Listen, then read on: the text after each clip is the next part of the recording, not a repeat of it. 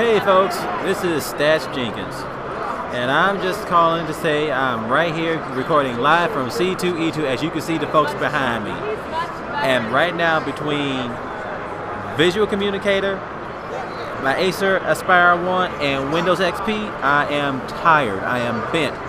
I've tried this so many times it ain't been funny. But you know what? That's okay. I'm going to deal with it. I'm going to keep on trucking, keep on pressing. And if everything works out right, I hope to get a couple of interviews and everything. And hopefully things will get a chance to pop off. As you can see, everything's going on real well. The fans and the crowd are getting really into it. So right now, everything looks good. You can't complain. So hopefully everything else will just fall straight into place. So one step at a time, and we'll take it from there.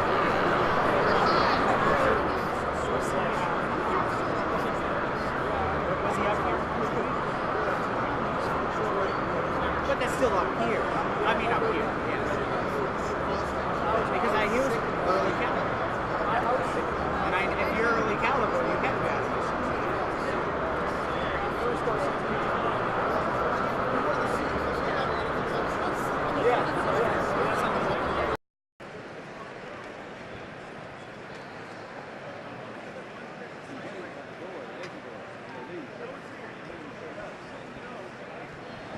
As you can see, you get artistry in various forms. There is, when it comes to comic books, there is no right way or there is no wrong way.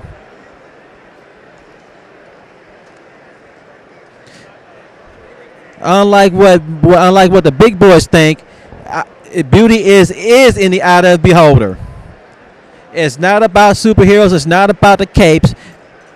It's about what you like.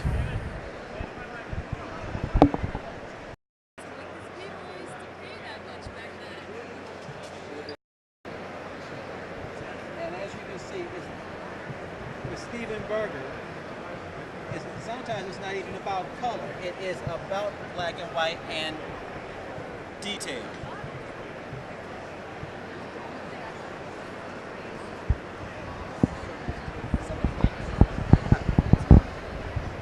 I'm Rod Jenkins. Nice to meet you. You mind having a quick interview? Sure. Give me a moment to get kind of arranged here. Yeah. Cool. Let go. Okay. I am talking right now with Steven Berger. Steven, thank you for being for this impromptu interview. What got you involved? I started working on this new comic, which has been about a year in the making. It's called Talk. It's a series of illustrated conversations. The whole thing is centered around the dialogue between the two characters. Okay. And which two characters?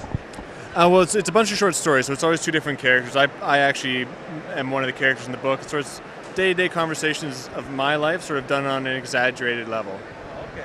Cool. And so what made you go for the black and white? The black and white, in terms of the book, was a stylistic choice. I've always worked with heavy blacks and ink, so I really like the way the stark contrasts work, and I think it works well with the book. And would Bernie Wrightson be one of your major influences? Bernie Wrightson would definitely be one of my major influences. Always been a fan of his horror stuff. Not sort of like looking at his stuff for inspiration often. And so how long have you been within the business? I've been sort of doing standalone illustrations for about 6 years or so, and sort of the sequential, more comic book stuff has been about just over a year. Okay. So you've been more of I guess what they call a fine art artist? Yeah, I suppose. I don't really think of it that way. I like to draw sort of things that are popular for me. So like the old monsters, the film noir sort of stuff, the stuff I like. And sort of only recently have I started doing the storytelling aspect and sort of incorporating the writing in it as well. Cool. So is this book out now, or is it available, or when will it be available? The book's out now. You can get it on the website stevenberger.com, and I'm doing pretty much every major show in the States and Canada over the next little while. Okay, so then you should be at Fan Expo in August. Yes, I'll be at Fan Expo in August, cool. absolutely. Cool. I love that con. Yeah, it's a great con. Okay. Okay. Well, Steven, thank you so much for being part of my little show. Thank you. Okay. Right now, I am talking to Samir Barrett. Samir, welcome to Lip Service. Thank you. Thank you for having me. What got you involved in comics in the first place? I've always been into animation, really, and I liked a lot of comic book cartoons like Spider-Man and X-Men and stuff, and that really got me into, that helped me cross over into getting into comic books. And I went to SCAD, Savannah College of Art and Design, and majored in animation, minored in comics, and that got me even more into it, to drawing it all the time. And I definitely just wanted to start doing my own thing with comics. And so this is your first book here? This is actually technically, I think, the fourth book. Myself and Dave Wheeler and I have created Mindwave Comics, where we create our own, made our own characters, Wonder Boy and the Bolt, and this is the first debut of the Bolt #2. Okay. And so it's really fun, all ages books, teenage superheroes. We got Wonder Boy, that's almost like a mix between the Tick and Invincible, and we got Bolt, that's a lot of influence from Greek mythology and Zeus's lightning and all that. So we're exploring the universes and creating a lot of cool characters. Okay. So what have been some of the challenges for you guys publishing on your own? When we started, we were both in school, full-time students, so that was a big thing out of it. And you know, everything is out of our own pocket. So we're at school, paying for school, and then also getting our own jobs, and then finding printers, you know, to put the book together. And so time management was probably the biggest thing. You know, trying to get a schedule together and then stick to that schedule. True. Okay. So what is Bolt really about?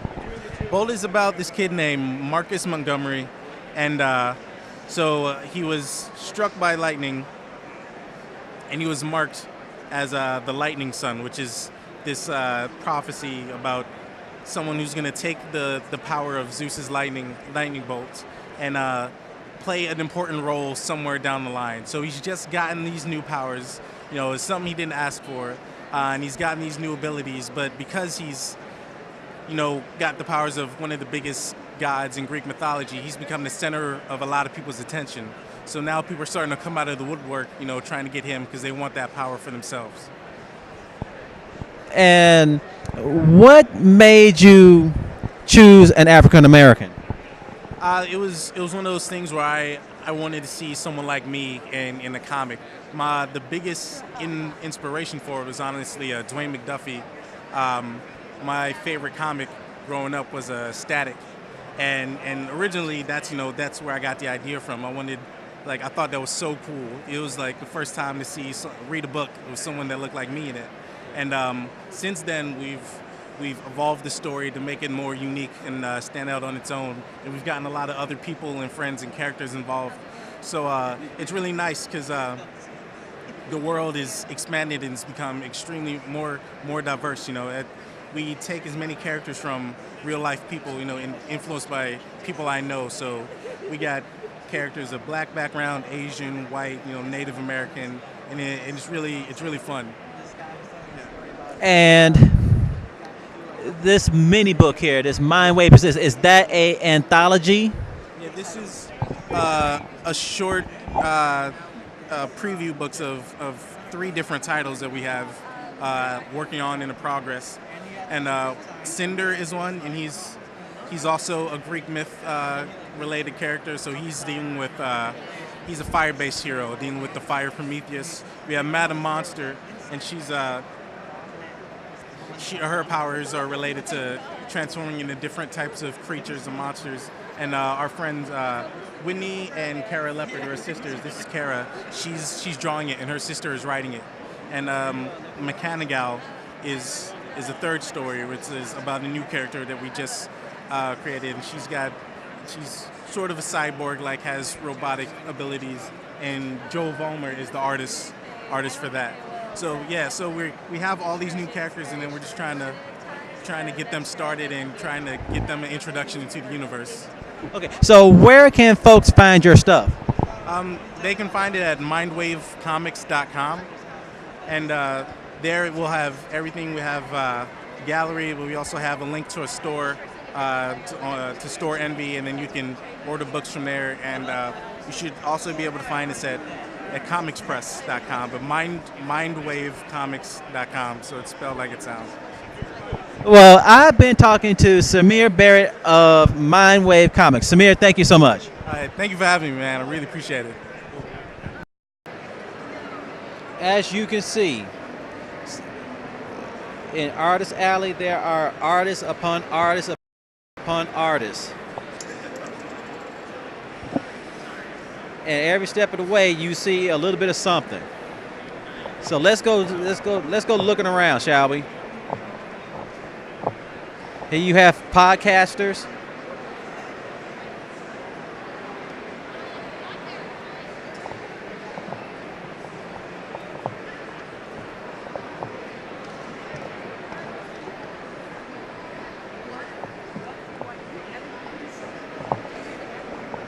And within Artist Alley, you have famous artists. These guys and gals are the ones who have come through the ranks, started from the bottom up, and now are established names within the comic book industry.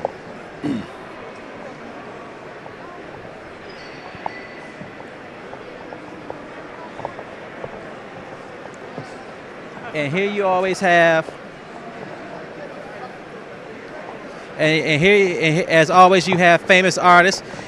As always, and look who I find. I find Gary and Tom Gianni. Once again, how are you guys? Is that a little robot you're carrying around with you? No, it's actually a camera. Okay, as Yes. long as it isn't a death ray. No, not yet. In a place like this, now they're checking for death It's raised. I know. You gotta be Careful. No. But as you can see, within C2E2, we find a little bit of everything and everybody. Because once again, with the Giannis, they were once our first guests on Lip Service. So now I get to keep them on camera. Yes, for once on camera. And as you can see, this is part of their work. Men at work. Yes, you're right. It is men at work. I'm not certain what I'm going to buy, but I'm going to buy something. Coming back sometime. Oh, Yes, I'm here all weekend as well. I'll stop there and take a closer look at the furniture. Oh, sure, absolutely. But this is lovely.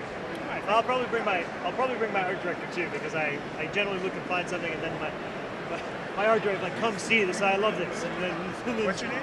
Robert. Oh, you know what? I can be a normal human being, like a Japanese businessman, and give you my card. Oh, great. I just ran out of mine. So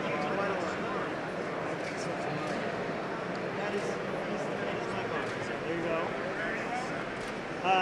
We're out of north of Seattle by about 20 minutes. So, but we go all over the country.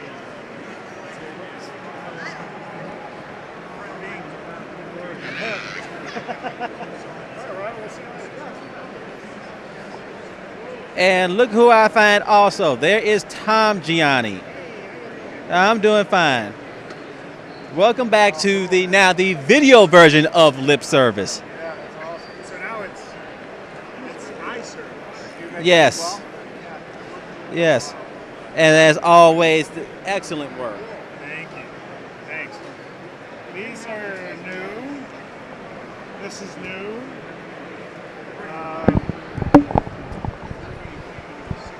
Okay, so what's with the Sherlock Holmes? That's going to be a book cover. It was supposed to be out already, but I don't know. They were behind schedule. The publisher I met at New York Con about 2 years ago. Okay. And he said he really loved my work, and I said, well, I love Sherlock Holmes, so I did a cover for him. He said, do whatever you want as long as Holmes is in it. And so I did Behind the Baskervilles. And for this one, I put one of the Rod Blagojevich jurors. She's a friend of mine now. I got to know her. We got to be friends. I said, hey, you want to be in a painting? So that's the Rod Blagojevich juror. Okay. Her name is Jessica. And there we go. Pirates. So what's with pirate stories? Well, this is the Robert E. Howard Foundation, REH Foundation, is putting out a series of nice hardcover collection anthologies of his pirate stories, his boxing stories, Western stories, which I'm working on the cover for that right now. Sailor Steve Costigan, which was one of his characters. You know, Howard created Conan the Barbarian. Right. And that's going to be a series of books, and I'm doing all the covers for them. Nice. And they're limited edition books. They're only limited to 200 copies. Wow. So I'm illustrating in them, doing these little personalized illustrations. Nice. And then I'm selling them at great premiums. Well, premium prices for premium artists. Okay, and so what about Fist of Iron? Fist of Iron is another collection of his boxing stories.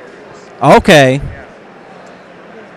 And as you can see, I'm trying to keep with the pulp flavor of of that era.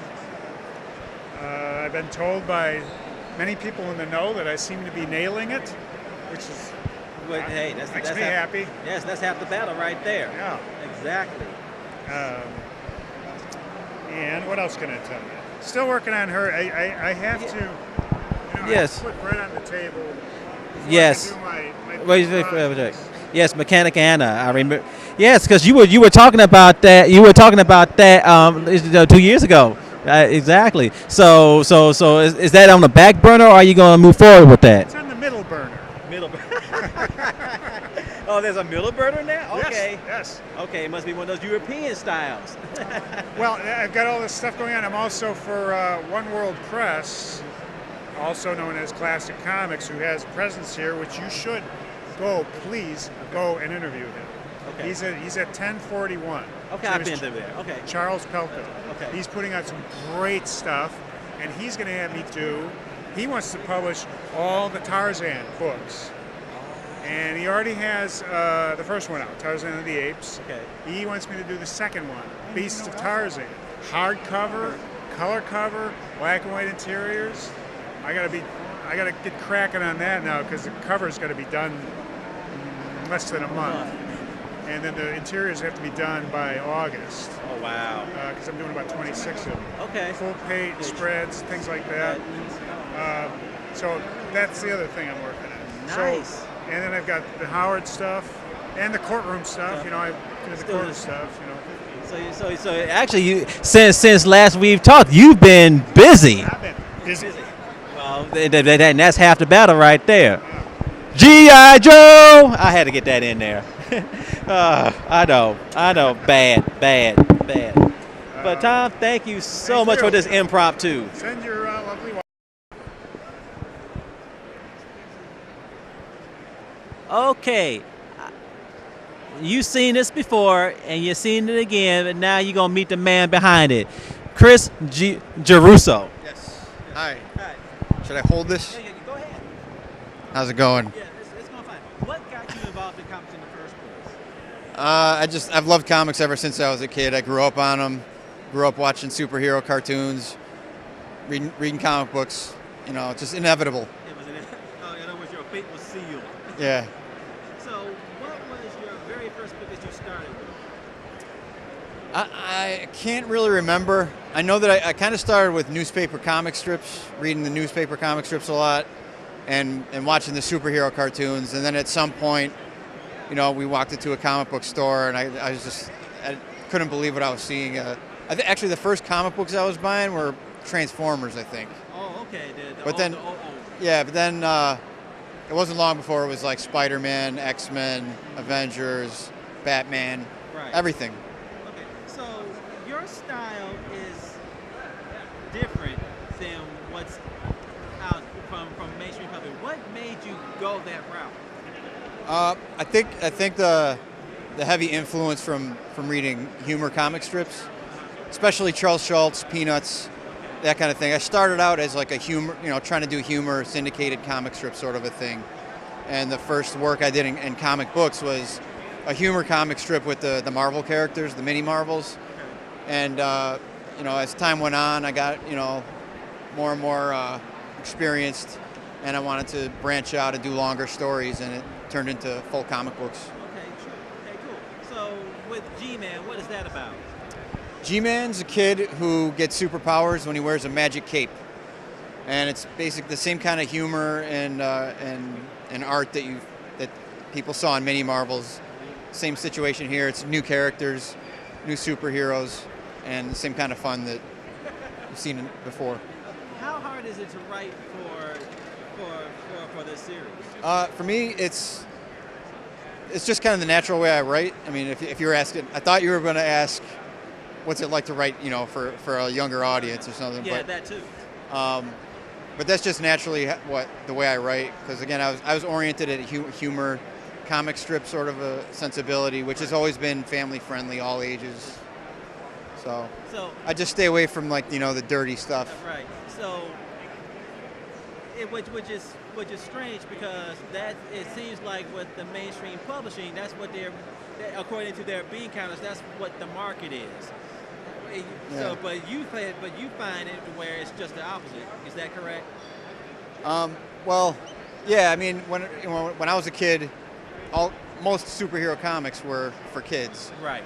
And now they're mostly for adults because the comics at a certain point they grew up with the audience, and so now they cater to that audience. And now you look around and it's like, where's the kid stuff? So I'll make it. So real quick, where can folks find G-Man and in some of your previous work? You can find G-Man in your local comic shop. It's published through Image Comics, so your comic shop can order it. If you have trouble there, you can get it through Amazon.com. Barnes & Noble can order it.